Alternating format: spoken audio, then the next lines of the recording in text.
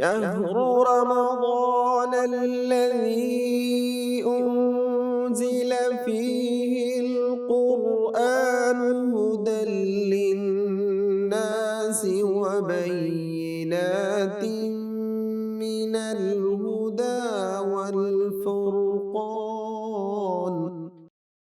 وہاں آگے چلنے سے پہلے یہ بنیادی سی بات میں آپ کو سمجھا دوں کہ انسانی رشتے، ناطے، تعلقات اور ڈیلنگز بنیادی طور پر 4 قسموں کی ہوتی ہیں۔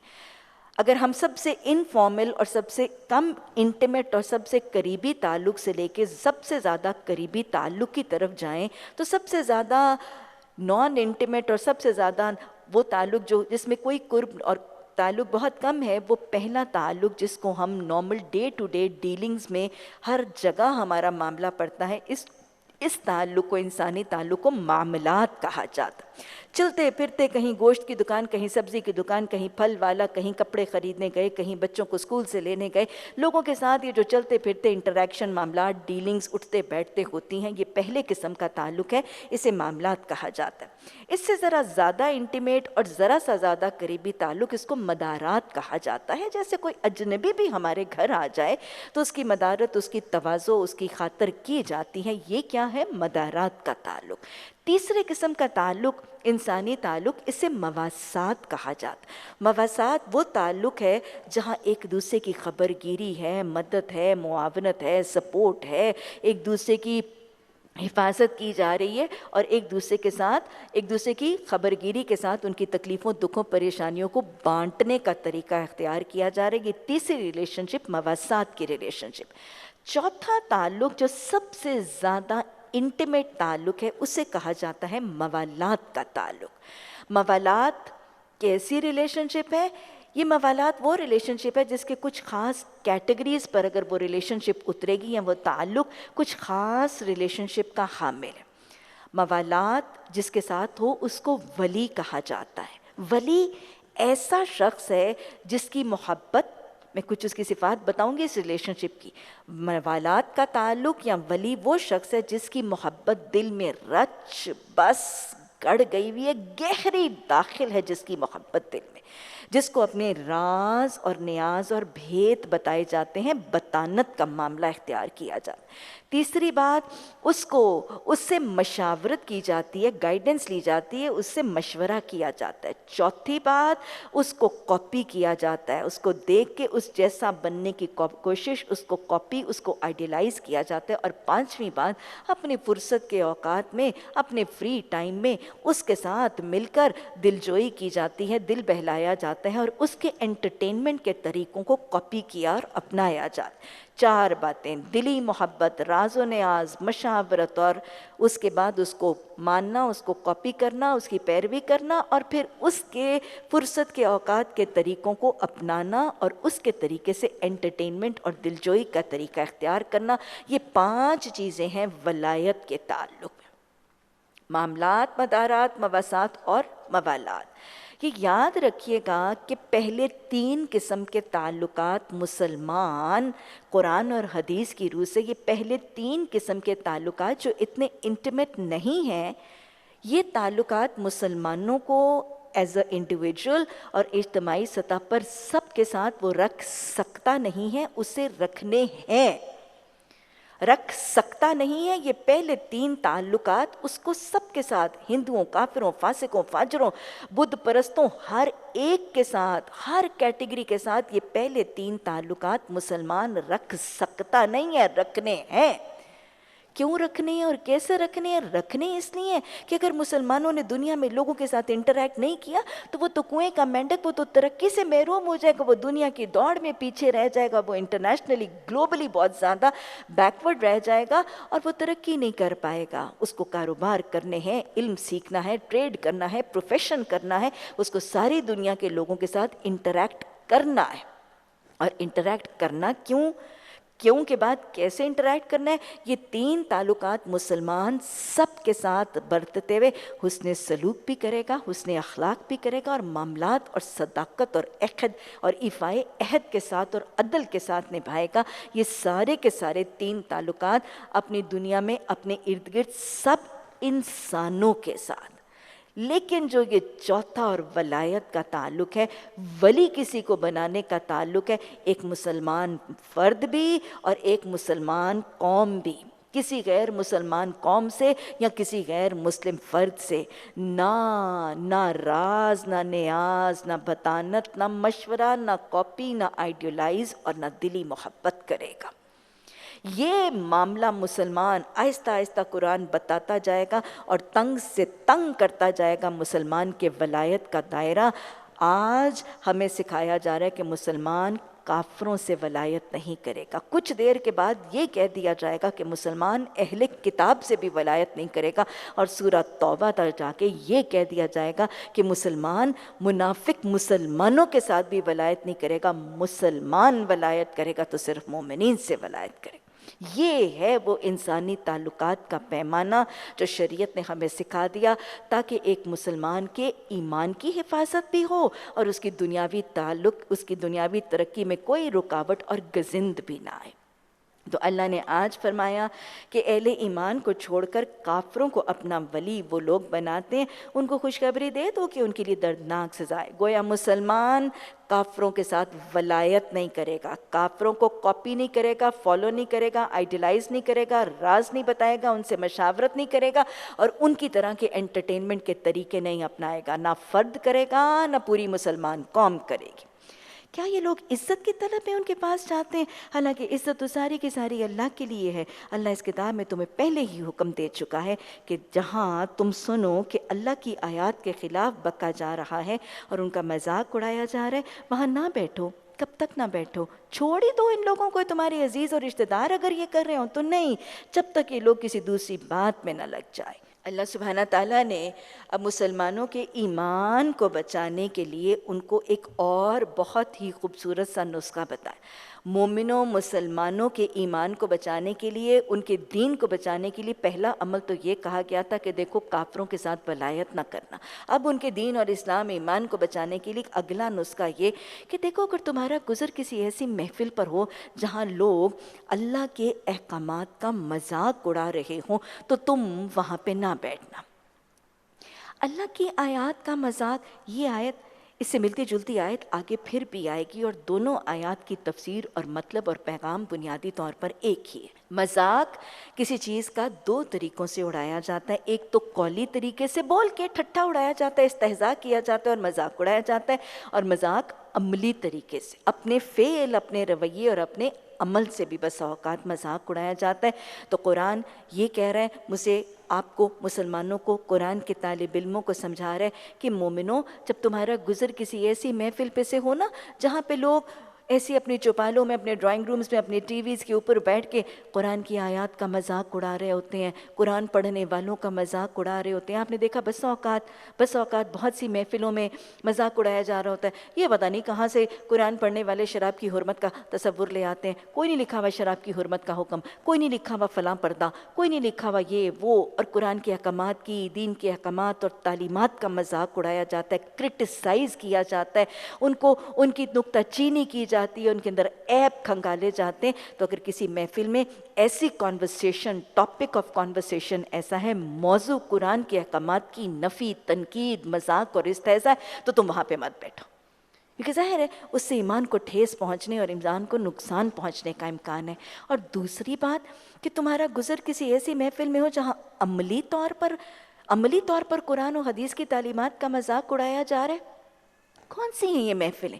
وہ محفلیں جو محفلیں برپا کرنے والے برپا کر کے دکھا دیتے ہیں کہ ہم تو ایسی محفل برپا کریں گے، ہمیں کوئی فرق نہیں پڑتا قرآن کیا کہتا ہے، حدیث کیا کہتی ہے۔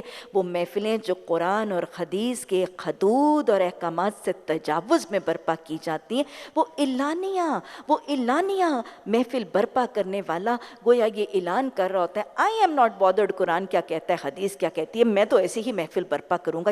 یہ عملی مذاق ہے قرآن کی آیات۔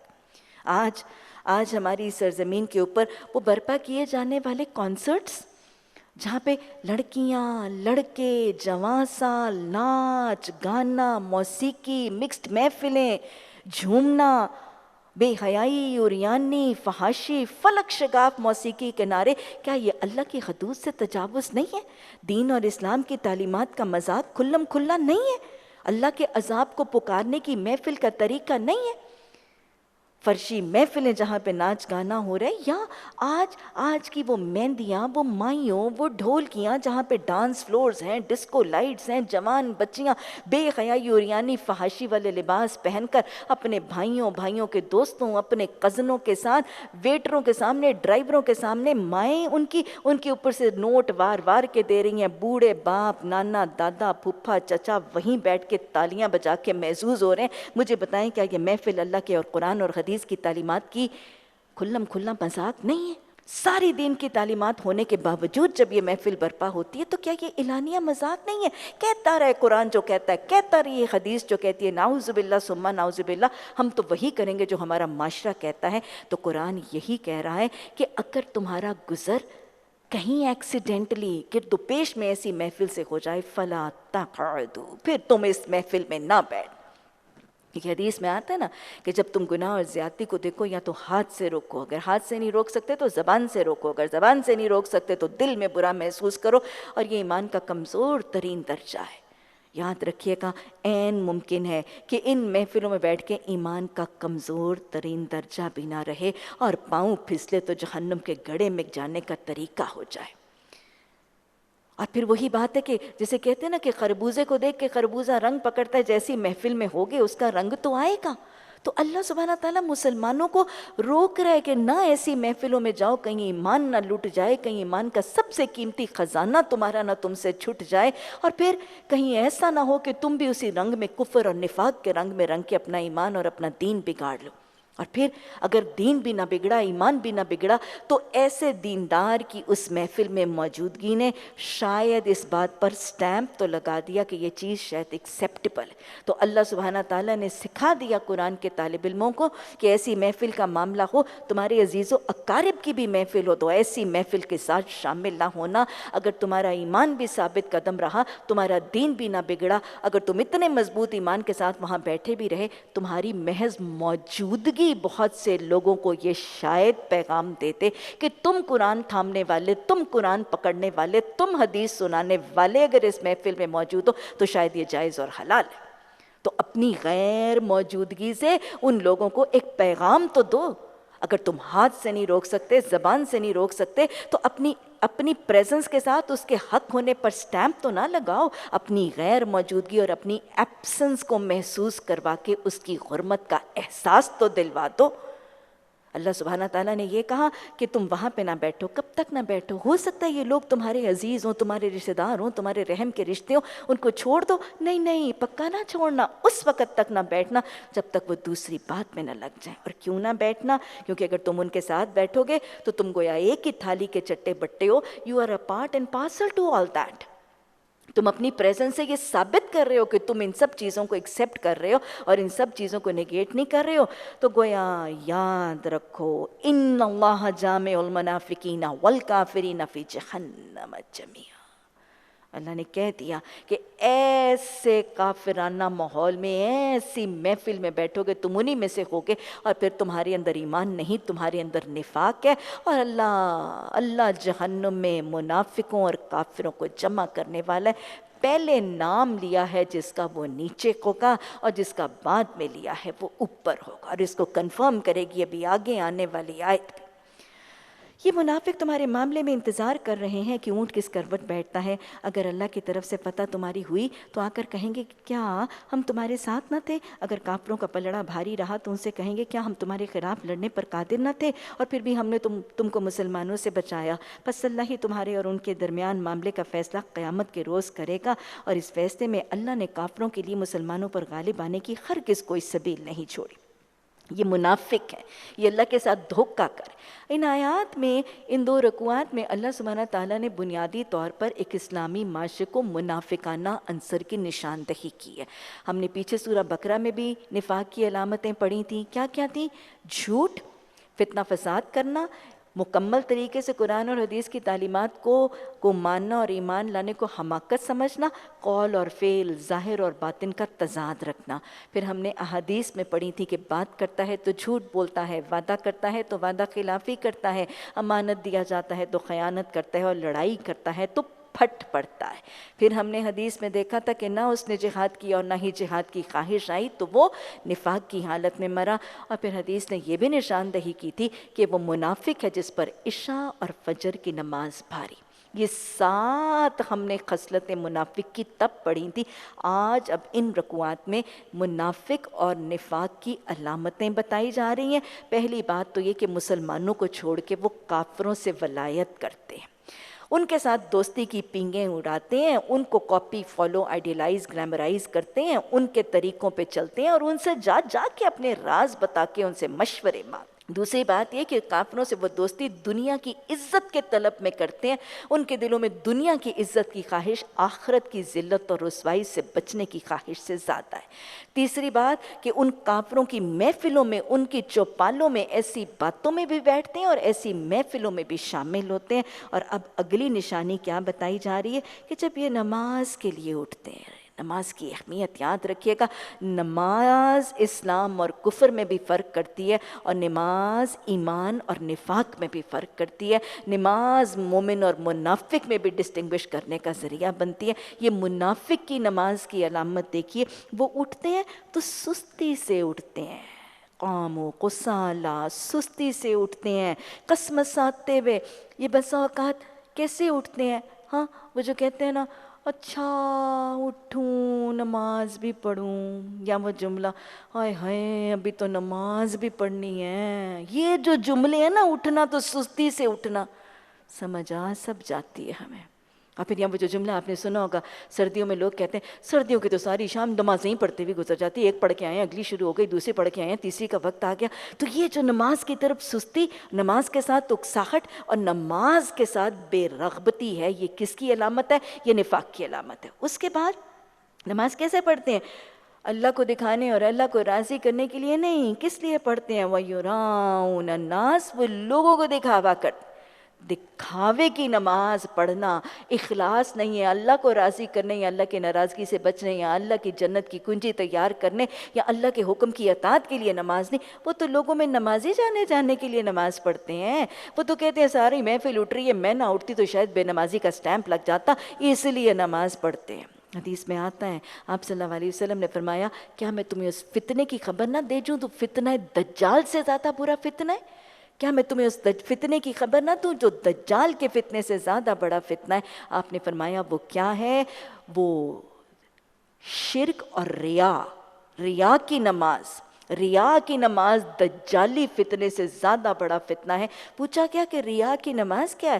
آپ نے کہا یہ ریا کی نماز ہے کہ کوئی شخص کسی دوسرے شخص کے سامنے نماز پڑھ رہے ہیں اور وہ اپنا رکوع، اپنا قیام اور سجدہ محض اس لیے لمبا کر لیتا ہے کہ کوئی اسے دیکھ رہا ہے، جتنا روٹین میں اس کا سجدہ ہے آج اس نے زیادہ لمبا کر لیا، مجھے دیکھے گا، مجھے زیادہ نیکوکار بڑی لمبی نمازی سمجھے گا، تو اس لیے یہ کیا ہے؟ ریا کی نماز۔ ریا کی نماز شرک، ریا کا صدقہ شرک۔